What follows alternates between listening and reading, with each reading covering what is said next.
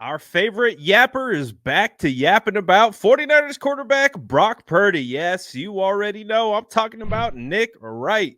He's been doing a lot of yapping this year, and he has been wrong almost every step of the way, whether it's picking the Seattle Seahawks to win the NFC West and Geno Smith being undoubtedly a better quarterback than Brock Purdy, and all the yapping and yapping he continues to do. Well, listen, I thought our time of highlighting Nick Wright, or as some of you like to say in the comments, Nick Wrong, I thought we were done. Like, we already know he's not a informed football person. He just is a hot take artist. We get it. He's an industry plant, as they say, as he talks about, as he's going to talk about with LeBron James versus the MJ debate, is the reason why he has the job he has.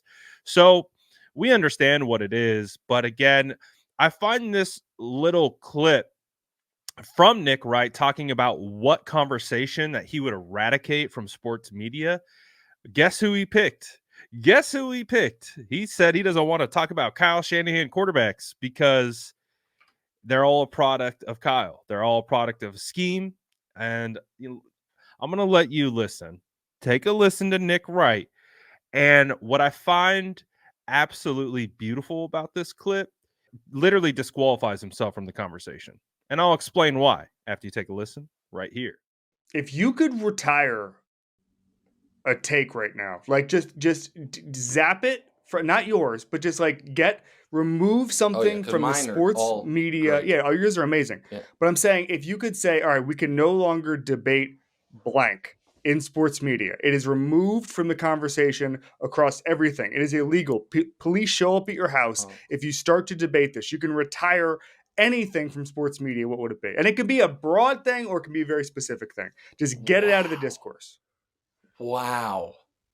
This is such a great question. I wish I'd have prepped this instead of your stupid pick 4 teams thing.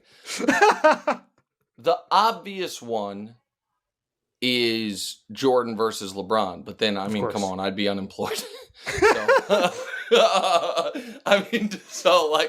Let's leave that one in there. I think in the contemporary moment, yeah, I think that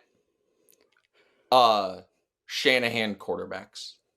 It's been good for me professionally, and it will be good for me again when once again I get to be right, and there's all this tape of all my colleagues being like, I think this guy's the MVP of the league. Why can't he be Tom Brady? But it makes us all dumber. And the lack of self-awareness from some of my colleagues who were dying on this hill for Jimmy Garoppolo and then are like, no, it's so different. This guy processes so much faster. Like, okay. That is the old listen, just trust me, his anticipatory throws are better than you will admit. Actually, yeah, and you know what? I take it back. I enjoy that conversation now that I think of it, because I know that I get to be vindicated. I think it's absolutely hilarious that he talks about self-awareness as one of his colleagues' biggest issues regarding the Brock Purdy, and the fact that he compares to Jimmy Garoppolo like as the main reason why they're wrong about Brock Purdy. It's like, bro, you just told on yourself. You don't even have the awareness or the football smarts. You have, like, he's literally saying to these other analysts that are saying trust him, and he's like, I don't know if I should trust you, because he doesn't have the ability to make up his own opinion. He's just going to look at numbers. He's just going to compare numbers from Jimmy Garoppolo to Brock Purdy and say, see, and listen, we all know one of the biggest distinctions that we saw when Brock Purdy entered the game against the Dolphins, the one where Jimmy Garoppolo gets hurt and Brock's came in, game one, Brock was doing things I'd never seen Jimmy Garoppolo do when it came to processing, when it came to baiting and holding defenders with his eyes. Jimmy never did that. Jimmy was a 1-2 first read. If it's not there, hold on to your hats, because we have no idea what we're going to get. That is not what Brock Purdy does. Brock manipulates the defenses with his eyes and how he's able to get them to hold in certain zones. and let's say they throw an all-out blitz or it breaks down, he has the ability to escape and create. That's something that Jimmy didn't, but numbers aren't going to bear that out. Numbers will never bear that out. That's why you don't live and die by numbers. That's why you supplement numbers with tape study. Tape study is always going to tell you the whole story. You can manipulate numbers to look any which way you want. You can spin narratives off any subset of statistics. It's been done since the end of time. It's why a lot of players don't appreciate media, because they don't actually understand and watch games. They just crunch numbers and they say, well, look at this guy's numbers, look at these numbers, look at that, look at this, when there's deep rooted context in all these different types of things. So the way that I just looked at this and the way I heard him talk about this, he literally just raised his hand and said, I'm not qualified to give an actual opinion about football, and specifically Brock Purdy. And again, I know it's funny. He's become like an enemy in the media for the 49ers, but there's literally been, I'm like, I don't need to talk about this guy anymore. But to me, what I find fascinating is that the way that I'm interpreting what he just said, he's basically just said, I'm not qualified to really give an opinion on football. I got the guys who know football telling me to trust them. I'm looking at the stats. I'm looking at Jimmy Garoppolo's numbers. I see another Jimmy Garoppolo. I see another guy who's just a product of Kyle Shanahan's scheme. Of course you do when you look at numbers and you don't watch the tape.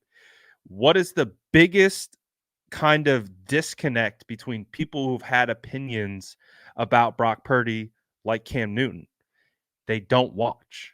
You have to watch Brock to understand how Brock is doing what he is doing. When you look at it on paper and you look at the numbers and you look at the weapons, it's very easy to be like, oh yeah, Kyle Shanahan, Christian McCaffrey, George Kittle, look at all the weapons.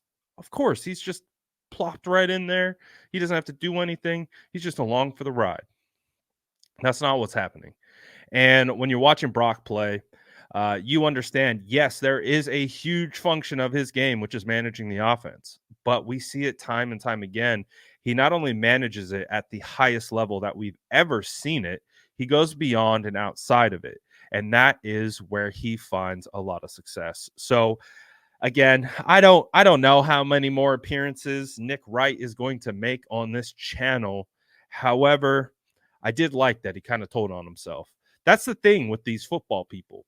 If you really pay attention to people who talk about ball, most of the time they will tell you indirectly that they don't know what they're talking about. You just kind of have to know what you're looking for. You kind of have to put up your feelers and kind of understand the difference between who actually is breaking down tape, providing quality breakdowns and understandings and opinions versus those who are just grabbing narratives and throw it in your face. So we know what Nick Wright is. So we're not going to sit here and say Nick Wright is coming from like a former player's perspective or anything like that.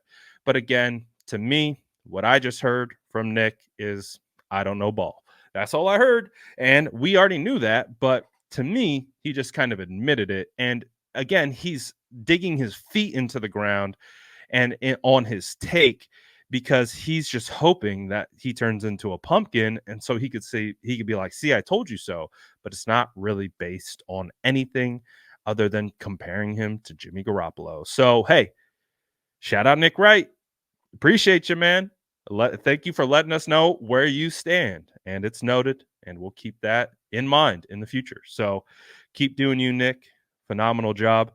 Kind of turning the fan base against you, but hey, works for me. What do you guys think of what Nick Wright had to say? Do you agree with me? Do you think that Nick Wright just basically raised his hand and said, hey, I don't know ball? That's how I took it. You guys let me know in the comments below. And as always, make sure to like and subscribe for more updates.